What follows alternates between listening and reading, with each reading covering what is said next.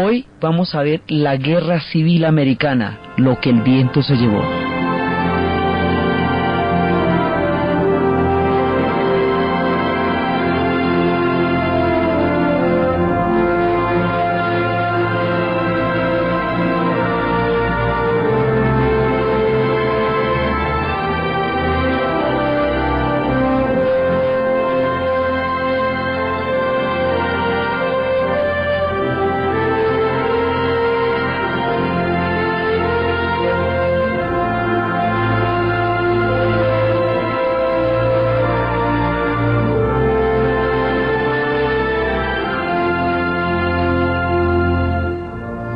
La vez pasada estábamos viendo cómo la esclavitud, después de 300 años de haber sido tomada como un mal menor o tolerada o vista como algo que no iba a ser significativo dentro del tema de la unión, llega a plantearse como un dilema moral.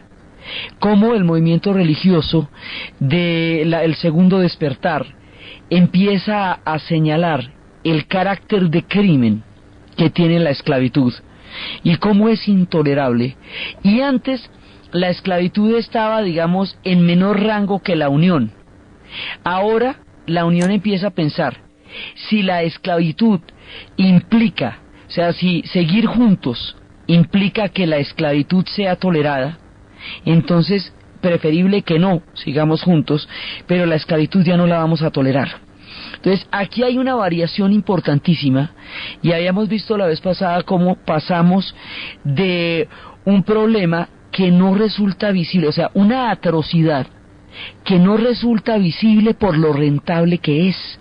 Entonces habíamos visto cómo en torno a la Revolución Industrial Inglesa y a toda la creciente demanda de algodón, las plantaciones del sur van a lograr un nivel económico muy bueno, una forma de vida muy holgada, y cómo, porque de todo su sustento deriva de la esclavitud, ellos no cuestionan eso, creen legítimamente que tienen el derecho a sobrevivir de la base del trabajo de los otros, sobre la base del trabajo de los otros, pero no están dispuestos de ninguna manera a cuestionar la esclavitud. En el norte, donde surge todo esta segundo despertar, hay una economía basada en la industrialización, hay una economía basada en la máquina, en los bancos, en, digamos, una nueva forma de economía se está desarrollando en el norte, y es un proyecto de mucha pujanza, y es un proyecto que le llama muchísimo la atención a todos los emigrantes, porque desarrolla trabajo para todos, porque genera fronteras abiertas. Entonces al norte están llegando cantidades y cantidades de emigrantes, y esos emigrantes van multiplicando la población del norte de los Estados Unidos con una gran velocidad. En el sur se mantienen la cultura de las plantaciones como había estado durante tanto tiempo. Entonces aquí pasa lo siguiente: cuando ya llega a tener el carácter de crimen que la esclavitud es, cuando empieza a mostrarse todo el horror, desde el secuestro que significa la esclavitud hasta lo que implica para un ser humano estar condenado de por vida y de generación tras generación, en ese momento, alrededor del tema del abolicionismo, se crea un cuarto partido político que se llama el de los republicanos, que se genera en ese momento. Ya existían los demócratas, ahora aparecen los republicanos, y estos republicanos van a tener en la figura de Lincoln a su mayor representante. Los demócratas se dividen, los otros se fraccionan, y cuando llegan a las elecciones, entonces Lincoln va a ganar. Abraham Lincoln será presidente de los Estados Unidos, comprometido con la abolición de la esclavitud. Entonces aquí empiezan las cosas. Por un lado, hay una serie de argumentos. El norte dice: no vamos a aceptar que el sur mantenga la esclavitud, y menísimos que la vaya a aumentar. Y decimos aumentar porque resulta que ellos querían expandirse por toda la frontera, por toda la costa, hasta llegar al Pacífico con la esclavitud. Ya en este momento de nuestro relato, Estados Unidos tiene las tierras que eran de México, Ya ha pasado este tiempo en que les quitaron todas las tierras de la Alta California, eso lo veremos en detalle, pero ya ha pasado. Entonces los del sur quieren expandir la frontera y llevar la esclavitud a los otros estados en vista de que hay nuevos territorios. Entonces los del norte le dicen, eso no lo van a poder hacer, ni tenerla ni expandirla, eso no se les va a tolerar. Entonces ustedes no la van a poder tener, y además como hay una raíz religiosa, entonces los del sur dicen, no, pero es que ustedes no nos pueden venir a impedir a nosotros que tengamos la esclavitud, no pueden decidir eso por nosotros, porque nosotros tenemos los mismos derechos que ustedes dentro de la Unión.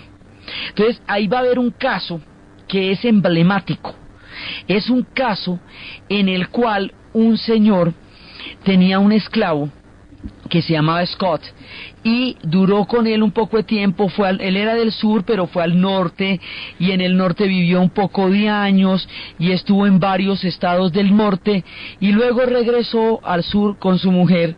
Después murió, y al morir, le dejó sus esclavos a su mujer. Entonces Scott lanza una demanda, diciendo que él debería ser liberado, porque él estuvo viviendo en los estados del norte, y la gente que vive en los estados del norte no puede ser esclava, porque en el norte está prohibida la esclavitud. Entonces este caso se va a llevar ante los tribunales, y el fallo del tribunal es absolutamente aterrador. El fallo del tribunal es que él, como negro, no tiene derecho ni a la demanda ni al voto, porque no es ciudadano. O sea que ni siquiera el derecho a presentar una demanda le asiste, porque no es un ciudadano. Entonces en la leguleyada le desconocen todos los derechos. Entonces Abraham Lincoln dice, no, momentico, no me la monte de leguleyadas, esto es una crueldad infinita. ¿Cómo así que aquí hay gente que no tiene ninguna posibilidad de representación ante la ley? Y nosotros decimos que esta es la tierra de la igualdad de oportunidades. Esto, mire, éticamente esto no se sostiene. Así ustedes tengan leyes que lo justifiquen. Entonces se va empezando a abrir una fisura ahí alrededor de este tema, y esto se va mezclando con el tema de las autonomías. Si el sur es autónomo en sus decisiones, o si tiene que obedecer al norte, cosa que ellos no han pensado. Entonces aquí se van abriendo grietas, de manera tal que la sola elección del presidente Lincoln va a hacer que el estado de Carolina del Norte entre en rebelión. Entonces dice, nos separamos de la Unión. Entonces Lincoln les dice, no señores, ustedes no se pueden separar de la Unión, porque esto es un solo país. Si ustedes se separan de la Unión, yo los declaro rebeldes, los declaro insurrectos, y los voy a combatir, les voy advirtiendo. Así que esa vuelta no me la van a hacer. Entonces ellos empiezan a decir que se mantienen en rebelión, por eso es que se les dice rebeldes, y que por lo tanto ellos declaran que están, digamos, si eso los lleva a la guerra, los va a llevar a la guerra. Entonces de ahí en adelante otros estados se van a unir a la rebelión de Carolina. Esos estados son Arkansas, Tennessee, Alabama, Georgia, Carolina del Sur, Texas, Luisiana, Florida, y el punto nodal de nuestro conflicto, Virginia. Porque es que Virginia es parte de la Unión Palau y Lao. Digamos, en Virginia está entre el sur y el norte, es como el límite.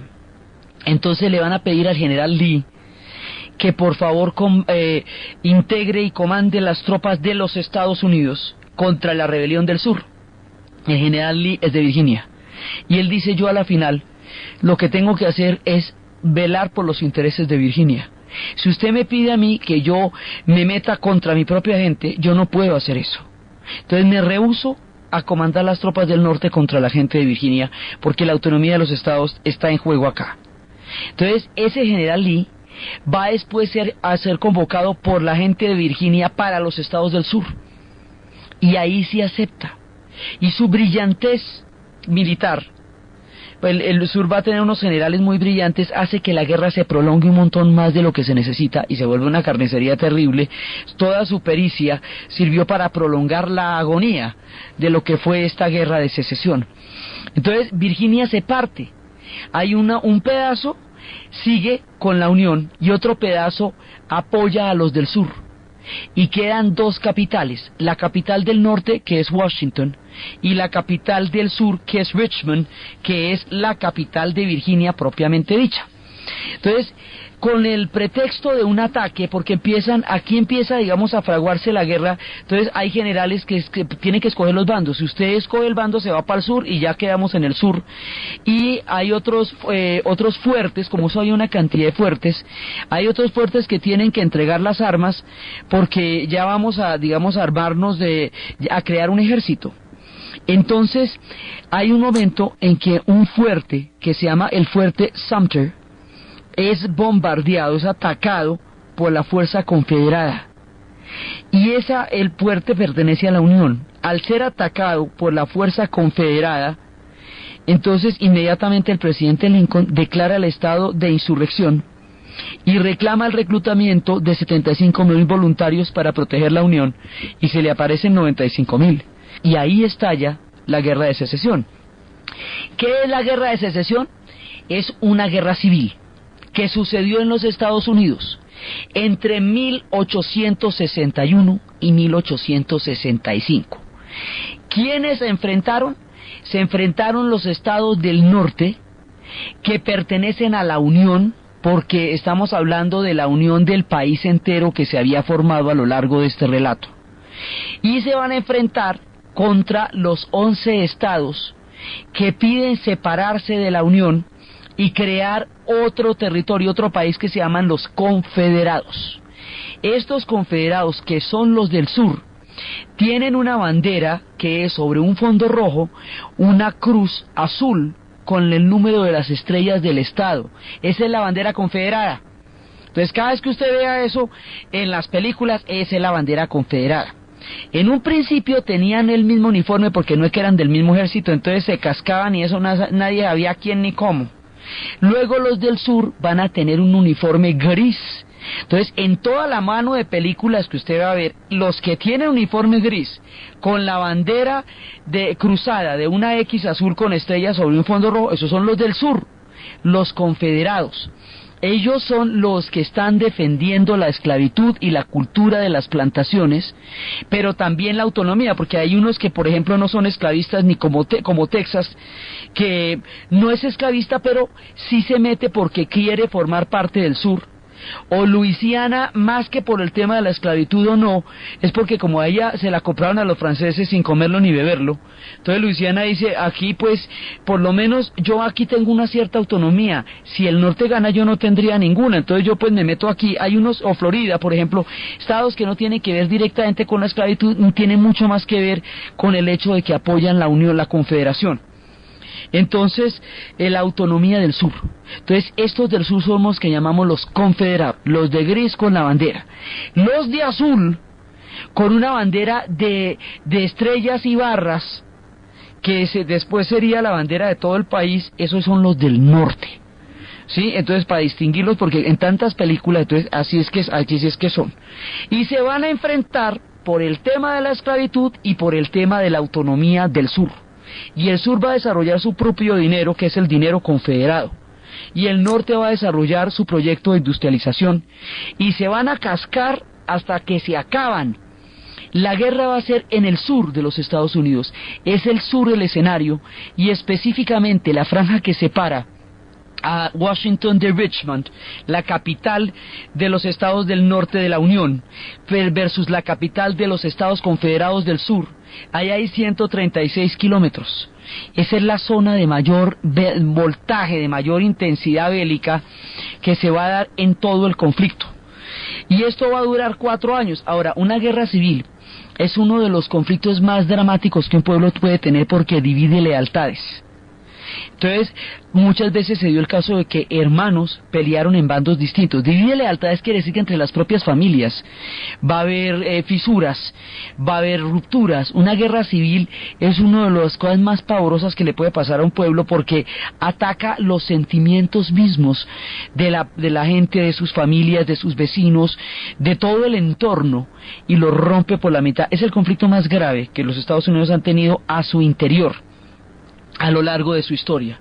Y como es tan grave, y como tiene unas consecuencias tan dramáticas para ellos, le han metido miniseries y le han metido películas, todas las que usted quiera. Entonces, porque para ellos, digamos, ellos tienen la percepción de la gravedad que esto significó para ellos y de las consecuencias. La guerra es en el sur, no es en el norte. Los estados del norte van a seguir una vida relativamente normal, y incluso va a haber elecciones, va a haber toda clase de situaciones normales. En el sur sí se va a dar la batalla, y es el sur el que va a quedar arrasado. Y a todas estas, la población negra, bien, gracias, la población negra no va a poder pelear por su propia independencia, y ahí empezamos a complicarnos, porque resulta que ellos en el norte, donde se está peleando por la abolición de la esclavitud, aún siguen dentro de las tropas, trayéndoles el agua, pelándoles la papa, haciéndoles los oficios, pero no combatiendo, ¿eh?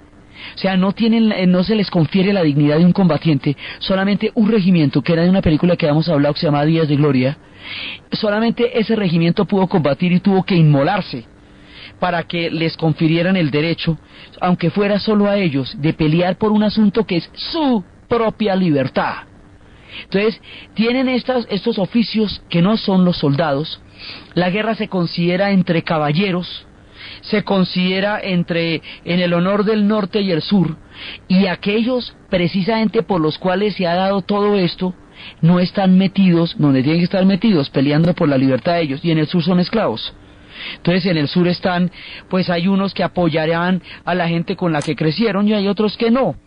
Sí, pero no pueden tener una participación activa, casi que están esperando detrás del telón a ver cómo resuelve la historia y este conflicto lo que va a ser su destino.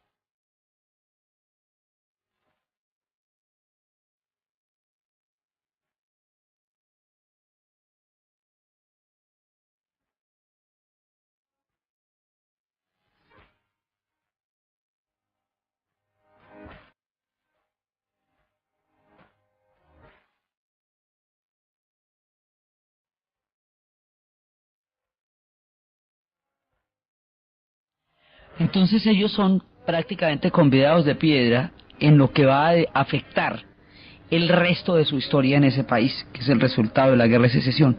También pasa que hay estados esclavistas que se van a mantener dentro de la Unión a pesar de ser esclavistas, que es el caso de Missouri, el caso de Kentucky, el caso de Maryland, el caso de Delaware, ¿sí? Y el caso de Kansas. Kansas también va a ser uno de esos estados. Ahora, ¿qué pasa con ellos? Ellos, formando parte de la Unión, tienen al interior de sus propios estados gente que es partidaria de la esclavitud y que se opone furiosamente a la Unión, así que tienen pequeñas guerras internas dentro de la gran guerra civil. Entonces hay unas especies de guerrillas que va a haber dentro de esos estados, que son aquellos que consideran que no están de acuerdo con que el Estado pertenezca a la Unión. Entonces hay casos, por ejemplo, en que se iban a la votación de un Estado para cambiar la correlación de los votos. El trasteo de votos que llaman, de eso todo el mundo sabe que se está hablando de eso. Trasteaban votos a ver si lograban que el Estado votara por la secesión. Secesión significa separación, ruptura, escindirse de. La secesión significa el que arma otro parche aparte del país donde estaba. Por eso es que la guerra se llama la Guerra de Secesión Americana, pues básicamente una guerra civil.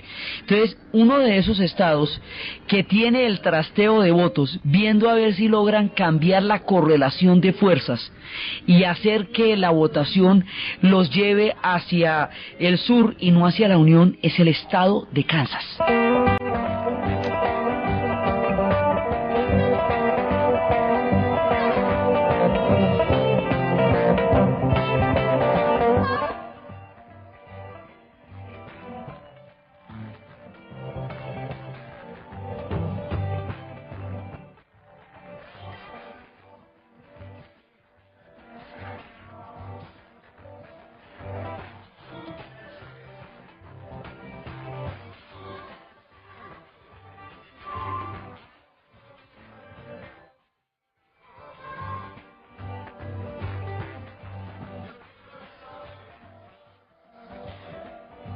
hay los que se mueven a Kansas.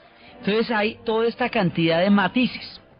Al principio están como que se van para las batallas. Ahora, esta guerra, como todas las guerras del siglo pasado y muchas otras, empieza todo el mundo regio, pensando que se va a ir para una guerra elegantísima, y estos se despiden, y las mujeres bordan las banderas confederadas, y tocan piano en las tardes, y la familia se reúne, y en lo que el viento se llevó, Scarlett va al gran barbecue, y dice que está un poco fatigada de que todos estén hablando de la guerra, que perece ese tema, y todos están enlistándose. Los caballeros del sur consideran que van a armar una epopeya, que van a derrotar a los del norte. Digamos, el plan que tenía el sur era... No, o sea, ellos sabían que no podían derrotarlos en términos, porque los del norte son más poderosos, pero el plan que tenía el sur era disuadirlos de que los atacaran mediante una batalla tan grande. Decían, miren, nosotros podemos hacerles a ustedes una guerra tan fuerte que no les salga negocio y atacarnos ni invadirnos, sino que más bien les salga mejor idea dejarnos ir. Es un poco eso. Y pensaban que los ingleses los iban a ayudar porque como eran sus clientes del algodón, entonces eran los que los iban a ayudar en la batalla contra el norte. Error.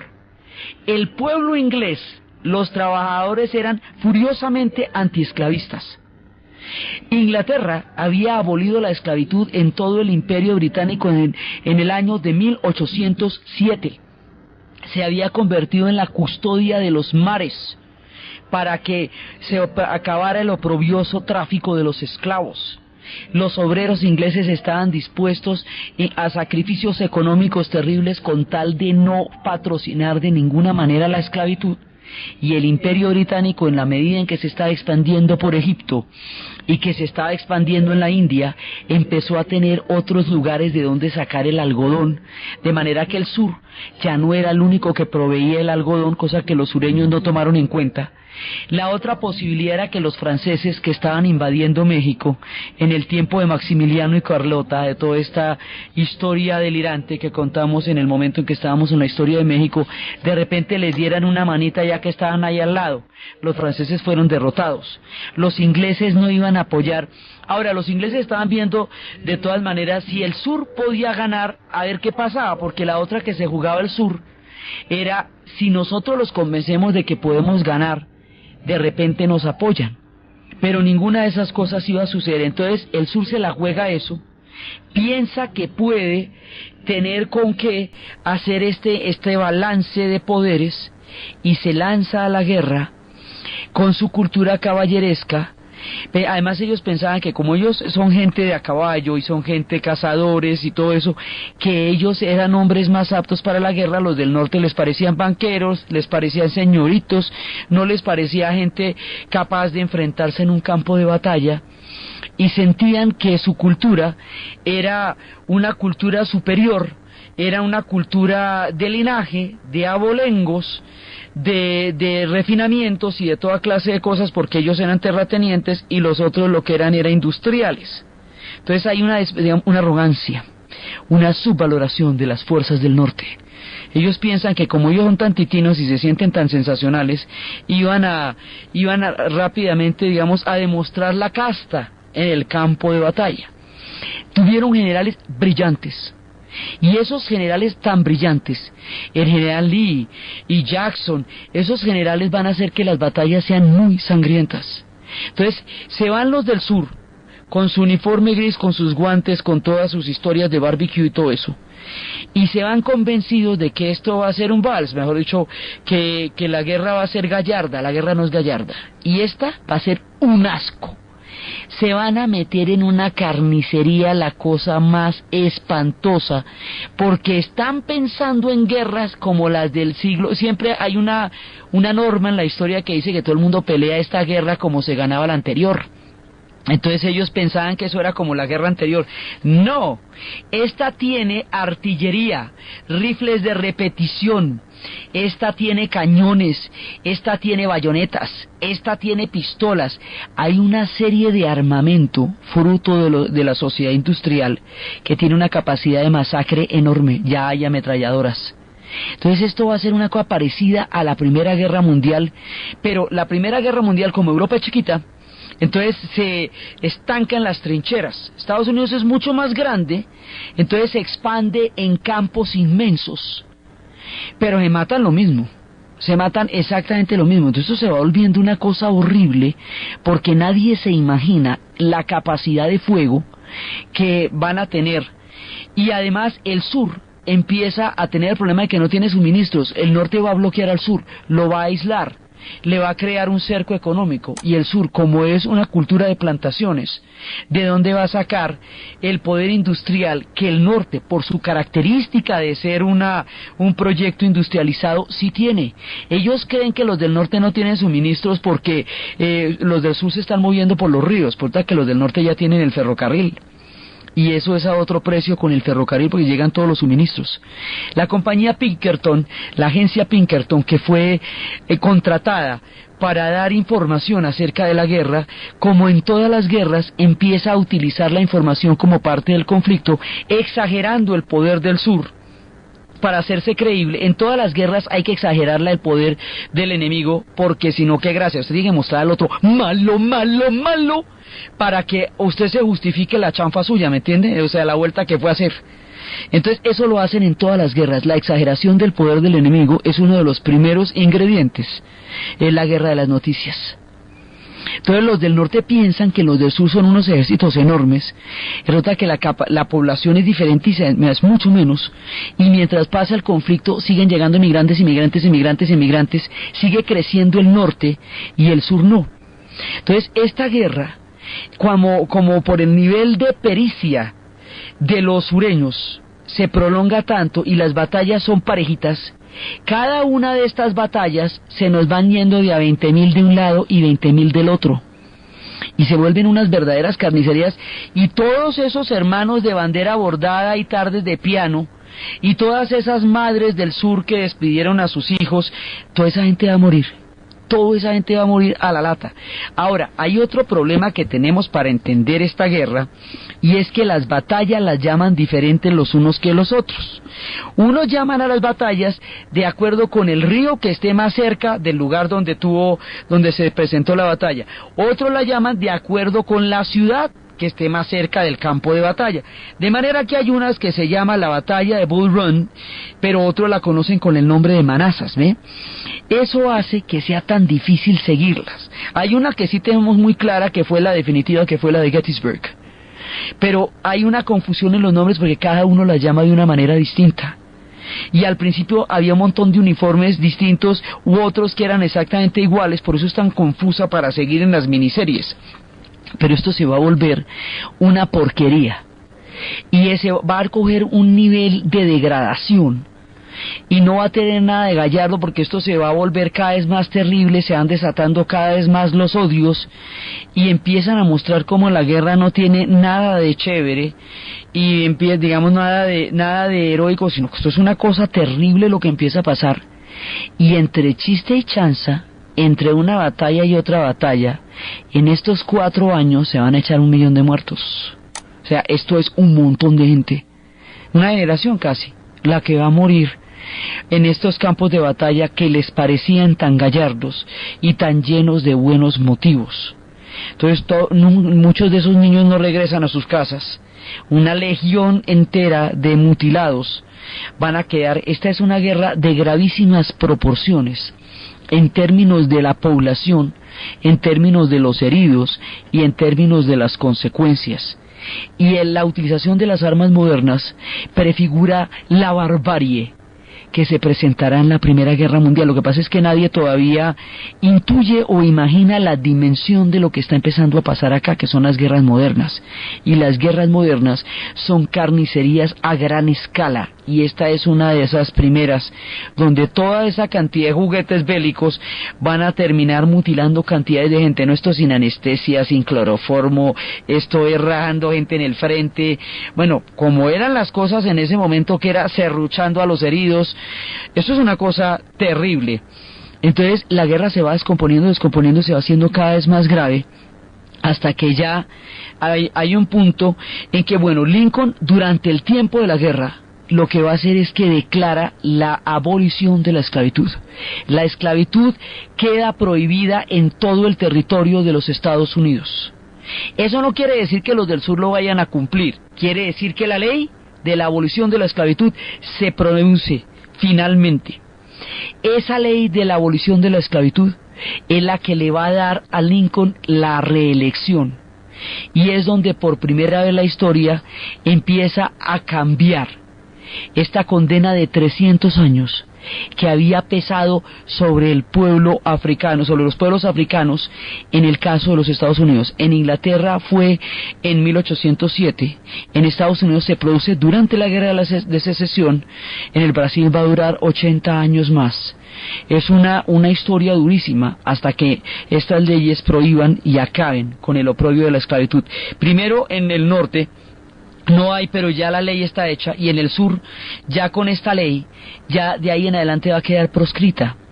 Entonces, la idea es que ahí es cuando empiezan a correr hacia el norte, porque también decían que si corrían hacia el norte los perseguían, los podían perseguir y los podían traer.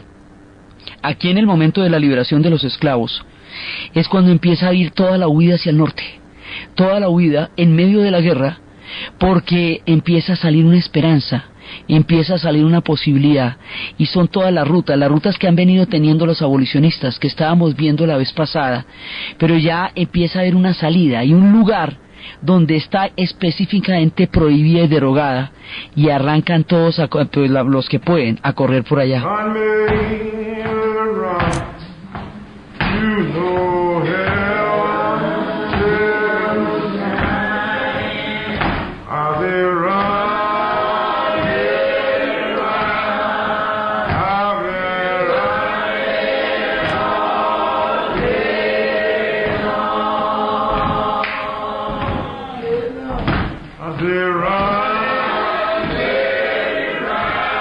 Lincoln va a ser reelecto, y ya en el momento en que lo van a reelegir, ya la combinación de fuerzas ya va cambiando, ya las cosas están empezando a ponerse muy mal para el sur, y hay un momento en que Sherman decide atacar Atlanta. Hay un momento en que ya empiezan a ganar las batallas los del norte, y aparece un gran general, después de que había habido un montón de errores militares. Ese gran general se llama el general Grant, y va a dar un resultado militar enorme. Entonces lo acusaban de borracho, y cuando le fueron con las quejas a Lincoln de que Grant era un borracho y se la pasaba tomando whisky, Lincoln inmediatamente dijo: hágame el favor y de ese whisky me le da a todos los generales, porque si los resultados son esos, necesito que a todos les den ese whisky. Por eso se llama así, Grants. Entonces dice: no, si ese es el chisme, que me les den whisky a todos, porque el hombre lo que está logrando es la victoria.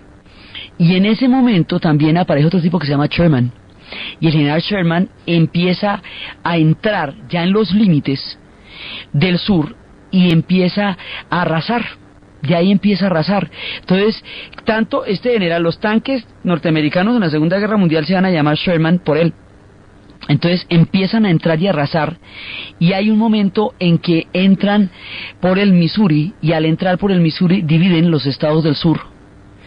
Y Sherman dice que para que la gente del sur se rinda, tienen que destruir Atlanta. Y llega Atlanta, la capital de Georgia, y llegan y destruyen Atlanta. Atlanta queda en fuego. Cuando destruyen Atlanta, ahí es cuando destruyen el mundo de Scarlett O'Hara. Ahí es cuando pasan por Tara, cuando todo lo dejan en llamas, cuando Red Butler se va, cuando ella jura con la zanahoria que ni ella ni su familia va ahora a volver a pasar hambre nunca jamás, y que ella va a hacer lo que toque, literalmente lo que toque, para que eso no vuelva a suceder. Cuando se produce el intermedio de la película y se llama a la gente a que visite la dulcería.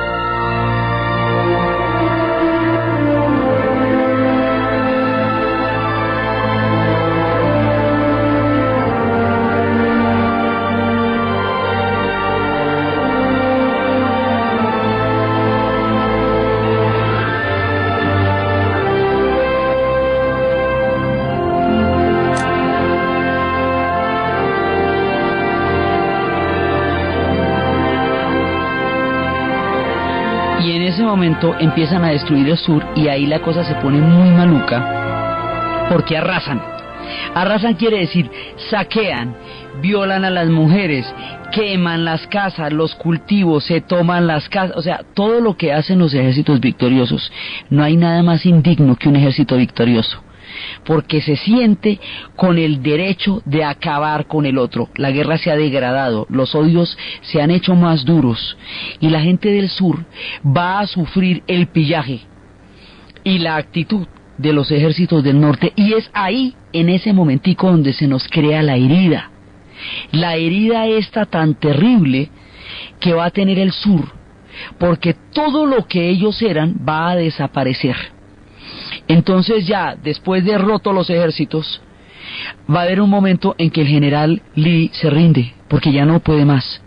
Ya, mire, su dinero está metido en un proceso de inflación tan grande, ya no vale. No hay más suministros, no tienen de dónde sacar industrialización, no tienen ya gente. No es lo mismo perder 20.000 hombres en el norte que perder 20.000 hombres en el sur, porque esos 20.000 hombres en el sur no hay con qué reemplazarlos, mientras que en el norte están llegando en barcos a la lata, ¿ve? O sea, el norte se puebla y se puebla y se puebla y el sur no. Entonces hay un momento en que físicamente se les acaba la gente, los ejércitos del norte los están saqueando. Y en el punto en que la guerra está terminando es cuando, después de que ha sido reelecto Abraham Lincoln, va a ser asesinado. El asesinato de Abraham Lincoln va a ser de una extrema gravedad, porque él estaba dispuesto a un arreglo diferente con el sur. Él quería darles a los del sur un honor en el final de la guerra, para que las cosas no fueran tan terribles. Pero sube un vicepresidente que sí le va a dar una venganza.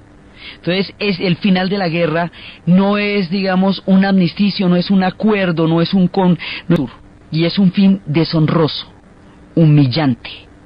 Entonces la gente del sur va a ver desaparecer todo su mundo, todo, las plantaciones, las mansiones, las casas, los rasos de las cortinas, las banderas, el dinero deja de valer. Entonces quedan en una olla muy grande. Ellos se van a demorar más o menos 70 años en volver a nivelarse con el norte a nivel económico. Van a quedar absolutamente aterrados y de ahí se van a formar una serie de bandas, porque hay una capa de población blanca empobrecida, y esa población que no sabía sino jugar cartas, entonces se vuelven taúres. Otros se vuelven bandas de asaltantes. Había un grupo que se llamaba Quantrell y con él van a cabalgar dos personajes. Uno se llama Cole Younger y otro se llama Jesse James. Y ahí viene la historia, la famosa historia de Jesse James y de Cole Younger. Habrá una película que se llama La Cabalgata Infernal, dirigida por Walter Hill, donde hacen el cruce de que todos sean hermanos como eran en la vida real. David Carradine, Keith Carradine y John Carradine, todos van a hacer el papel, Richard Carradine van a hacer el papel de los Younger, y Stacy Keach y el hermano de él van a hacer el papel de Jesse y Frank James.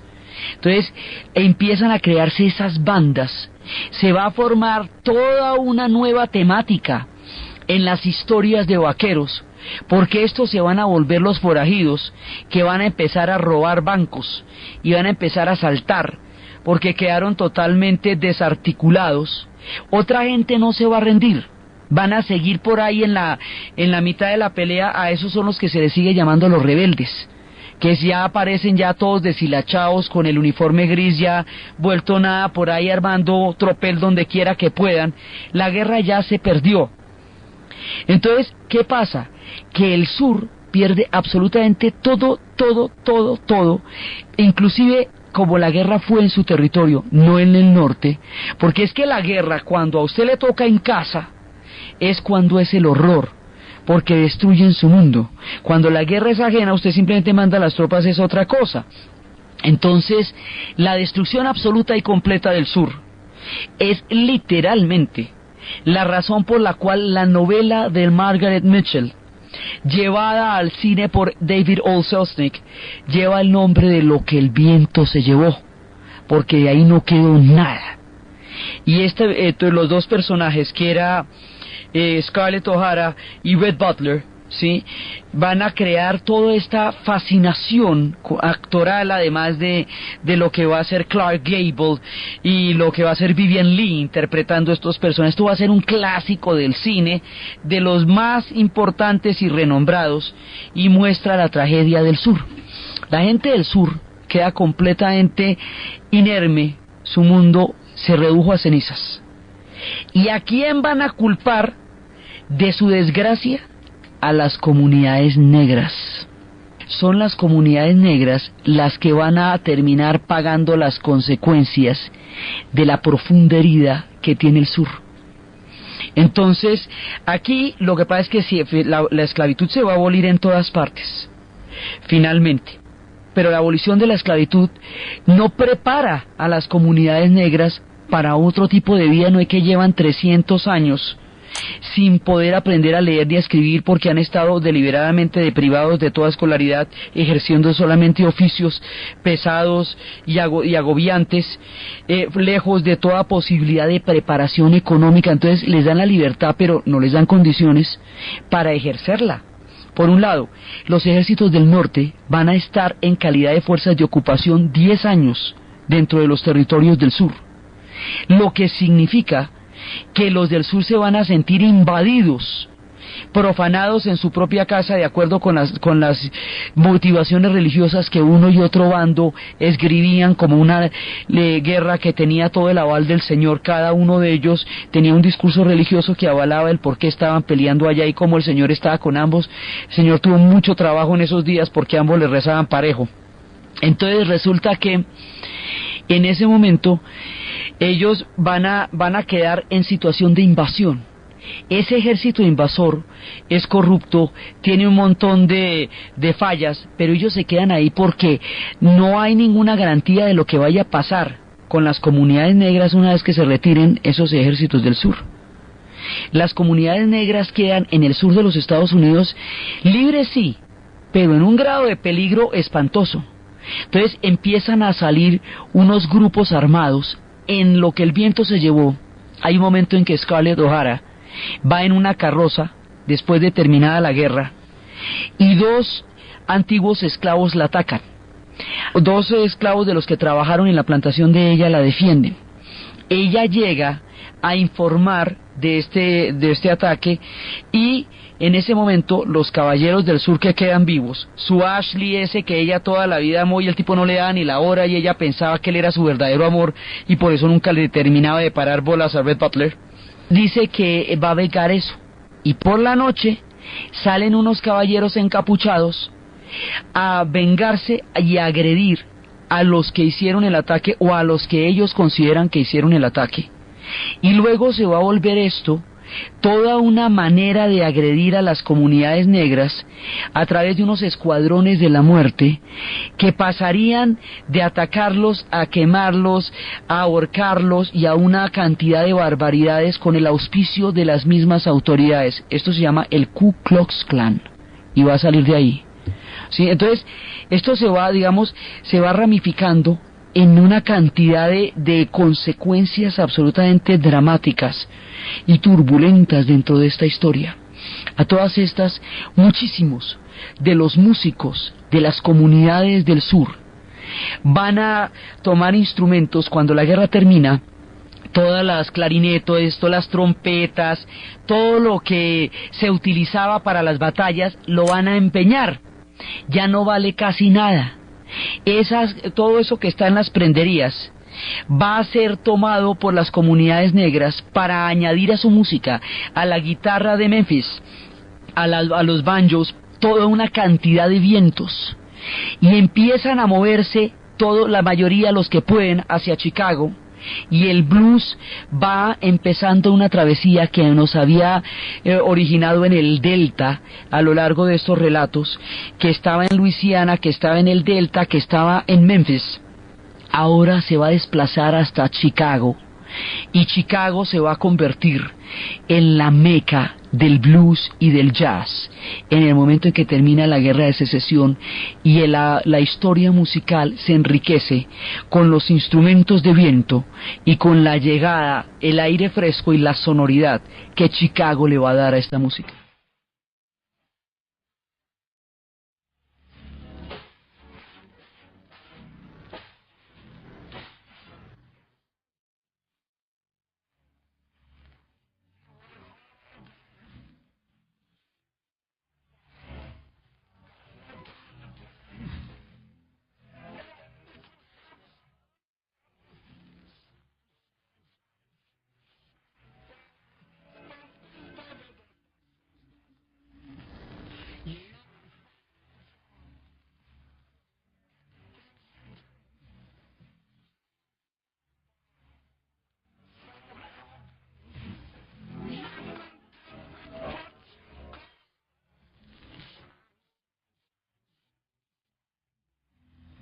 Estas son historias de los niños en voladores, que no pueden jugar, que no tienen tiempo sino para trabajar y que sin embargo pueden sacar alegría de una vida que no les permite ni siquiera infancia. Entonces, las comunidades negras aquí quedan en un peligro muy grave. Por eso estábamos diciendo la vez pasada que el fin de la esclavitud todavía no es ni mucho menos el fin del largo calvario de estos pueblos, porque en el momento en que se vayan las tropas del norte, ya había todo un grupo de escuadrones de la muerte que era el Ku Klux Klan que los estaba atacando de facto. En el momento en que se vayan ya abandonen las tropas del norte los estados del sur, va a crearse un paquete de legislaciones sobre la base de separados pero iguales, que se conoce como el Jim Crow System, que es Crow es por el color de la piel de los cuervos. Y esto va a hacer que se segregue totalmente. Ahí es cuando empiezan las segregaciones en las bancas de los parques, en los colegios, o sea, todos los derechos que el final de la guerra de secesión le da a la comunidad negra, los blancos se los van a quitar, haciéndolos inoperantes, como en el caso del voto, que decía que sí podían votar pero tenían que pasar un test de alfabetismo, y como no podían pasarlo porque no estaban escolarizados o las escolarizaciones eran muy precarias y segregadas, entonces pues en la práctica ese derecho no existía. No tiene ninguna preparación, la libertad no vino acompañada de condiciones reales para trabajar de una manera diferente, no hubo preparación, no hubo capacitaciones, no hubo cómo nivelar 300 años de esclavitud un mundo en el cual ellos salían a ganarse su trabajo, su vida. Entonces ellos van a quedar en un limbo ahí. Y cuando este paquete de legislación entre en vigencia, en el sur se va a dar un estado de oprobio contra la raza negra, que se van a considerar chivos expiatorios de toda la herida, el dolor y la tragedia que el sur ha vivido, y esto se va a prolongar hasta el movimiento por los derechos civiles de Martin Luther King, hasta cuando le toque decir yo tengo un sueño, hasta cuando empiece a marchar en Atlanta y en Alabama, hasta cuando haya que hacer una gesta gigantesca para desegregar el sur. La manera como el sur va a vengarse es que tan pronto tiene autonomía, con un poquito que pueda tener de capacidad de decisión, le va a clavar todo el peso del odio a las comunidades negras, y así los blancos empobrecidos, aún en sus condiciones más paupérrimas, se sentían superiores a un miembro de la comunidad negra, porque por lo menos eran blancos. Y se empieza a alimentar una cultura del racismo, de la discriminación profunda, dolorosa, terrible, una impronta vergonzosa en el sur de los Estados Unidos que acentúa aún más la tragedia. Entonces están los del sur llevados, pero en su llevadez clavan a los miembros de la comunidad negra. Entonces la cosa en el sur se va a poner espesa, espesísima, como habíamos oído en la canción de Billie Holiday, porque los tiempos de las frutas extrañas son de aquí para adelante. Ahí va quedando el sur, lo vamos dejando en este momento. ¿Qué pasa con el norte? El norte ganó. Y entonces, al ganar el norte, ¿qué significa eso? cómo es que el proyecto industrial del norte va a cubrir todo el país y cómo es que se va a formar el tiempo de pujanza y desarrollo de ellos alrededor de la expansión de todo el proyecto del norte sobre los Estados Unidos. Eso es lo que vamos a ver en el siguiente programa.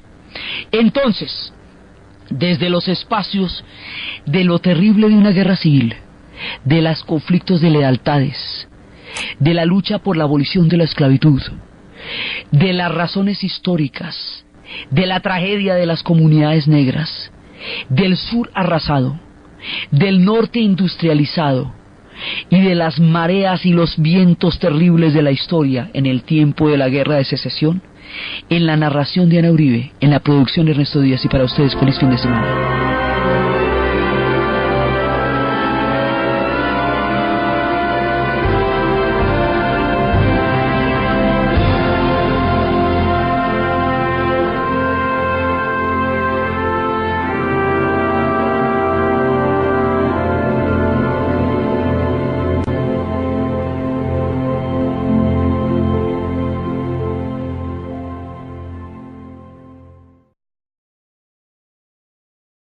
Cómo el movimiento religioso del segundo despertar empieza a señalar el carácter de crimen que tiene la esclavitud y cómo es intolerable.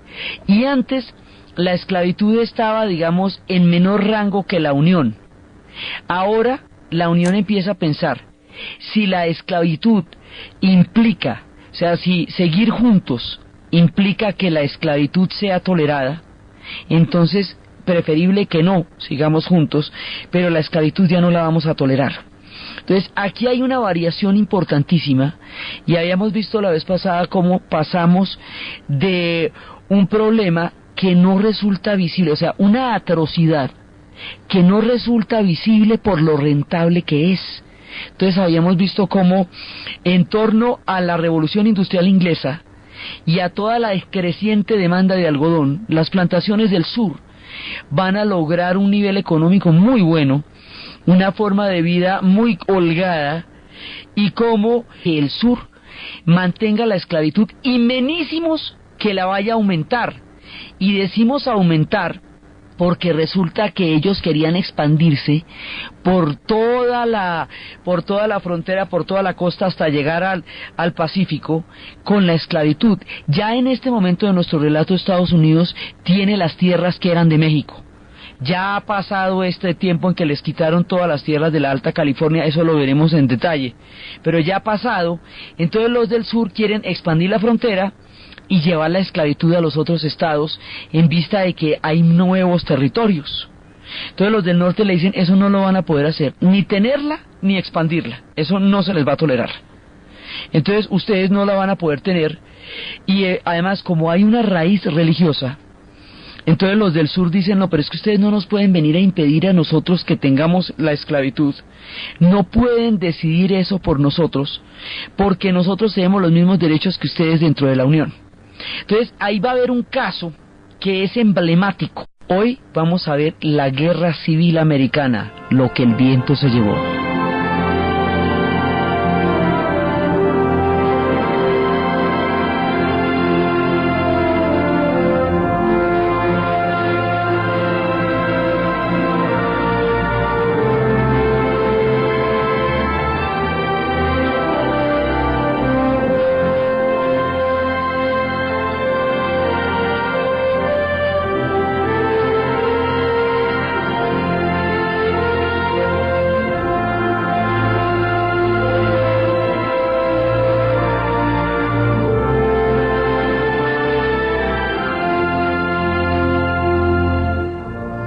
La vez pasada estábamos viendo cómo la esclavitud, después de 300 años de haber sido tomada como un mal menor, o tolerada o vista como algo que no iba a ser significativo dentro del tema de la Unión, llega a plantearse como un dilema moral, tener el carácter de crimen que la esclavitud es.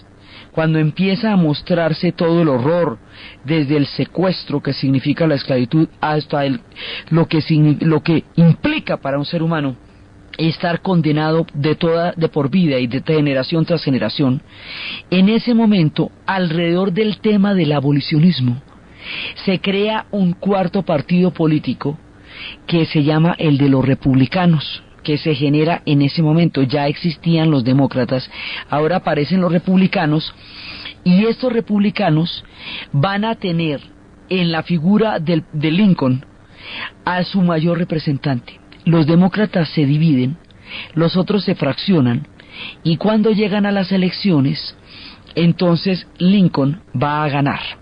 Abraham Lincoln será presidente de los Estados Unidos, comprometido con la abolición de la esclavitud. Entonces, aquí empiezan las cosas. Por un lado, hay una serie de argumentos. El norte dice, no vamos a aceptar porque de todo su sustento deriva de la esclavitud. Ellos no cuestionan eso, creen legítimamente que tienen el derecho a sobrevivir de la base del trabajo de los otros, sobre la base del trabajo de los otros, pero no están dispuestos de ninguna manera a cuestionar la esclavitud. En el norte, donde surge todo esta segundo despertar, hay una economía basada en la industrialización. Hay una economía basada en la máquina, en los bancos, en, digamos, una nueva forma de economía se está desarrollando en el norte, y es un proyecto de mucha pujanza, y es un proyecto que le llama muchísimo la atención a todos los emigrantes, porque desarrolla trabajo para todos, porque genera fronteras abiertas. Entonces, al norte están llegando cantidades y cantidades de emigrantes, y esos emigrantes van multiplicando la población del norte de los Estados Unidos con una gran velocidad. En el sur se mantienen la cultura de las plantaciones como había estado durante tanto tiempo. Entonces aquí pasa lo siguiente: cuando ya llega a